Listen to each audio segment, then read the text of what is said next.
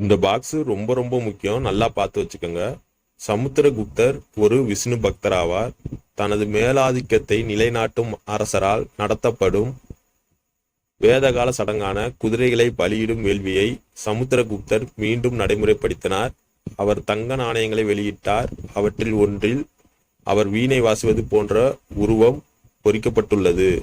அவர் மிகச்சிறந்த படைப்பாளர் மட்டுமல்ல, கவிதை பிரியரும் இசை பிரியரும் ஆவார். அதனால் கவிராஜா எனும் பட்டம் பெற்றார். இதுல முக்கியமான கொஸ்டின்ஸ்னு பார்த்தா, சமுத்திரகுப்தர் யாருடைய பக்தர்னு கேட்பாங்க, விஷ்ணு. அதே மாதிரி குதிரைகளை பலியிடும் வேள்வியை மீண்டும் நடைமுறைப்படுத்தியவர் யாருன்னு கேட்பாங்க, சமுத்திரகுப்தர். அடுத்த கொஸ்டின் தங்க நாணயத்தில் வீணை வாசிப்பது போன்ற உருவம் பொறிக்கப்பட்டது யாரு காலத்துன்னு கேட்பாங்க, சமுத்திரகுப்தர் காலத்தில். அதே மாதிரி கவிராஜா என்ற பட்டம் பெற்றவர் யாருன்னு பார்த்துக்கோங்க, சமுத்திரகுப்தர். அஸ்வகோசர் புத்த சரிதம் என்னும் முதல் சமஸ்கிருத நாடகத்தின் போற்றப்படும் ஆசிரியர் ஆவார். இதில் கொஸ்டின் எப்படி கேட்கலாம்னா, முதல் சமஸ்கிருத நாடகம் எதுன்னு பார்த்தா புத்த சரிதம். இதனுடைய ஆசிரியர் யாருன்னு பார்த்தா அஸ்வகோசர். பார்த்து வச்சுக்கோங்க. லிச்சாவி பழமையான கனசங்கங்களில் ஒன்றாகும். அதனுடைய ஆட்சி பகுதி கங்கை நதிக்கும் நேபாள நாட்டிற்கும் இடைப்பட்டதாக இருந்தது.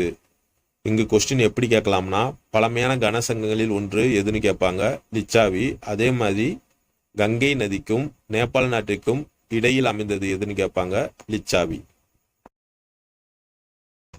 பிரசஸ்தி அல்லது மெய்கீர்த்தி பற்றி பார்ப்போம். பிரசஸ்தி என்பது ஒரு சமஸ்கிருத சொல். அதன் பொருள் ஒருவரை பாராட்டி புகழ்வதாகும். அவைகள புலவர்கள் அரசர்களை புகழ்ந்து பாடி அவர்தம் சாதனைகளை பட்டியலிட்டனர். இவை பின்னர் மக்கள் படித்து தெரிந்து கொள்வதற்காக தூண்களில் பொறிக்கப்பட்டன. இதுல முக்கியம்னு பார்த்தா, பிரசஸ்தி என்ற சொல் எம்மொழி சொல்லுன்னு கேட்பாங்க, சமஸ்கிருத சொல். பிரசஸ்தின் பொருள் என்னன்னு பார்த்துக்கங்க, பாராட்டி புகழ்வதாகும்.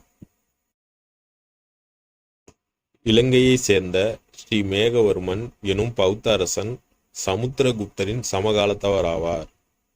இதுல கொஸ்டின் எப்படி கேட்கலாம்னா, சமுத்திரகுப்தரின் சமகாலத்தவர் யாருன்னு கேட்பாங்க, இலங்கையை சேர்ந்த ஸ்ரீ மேகவர்மன்.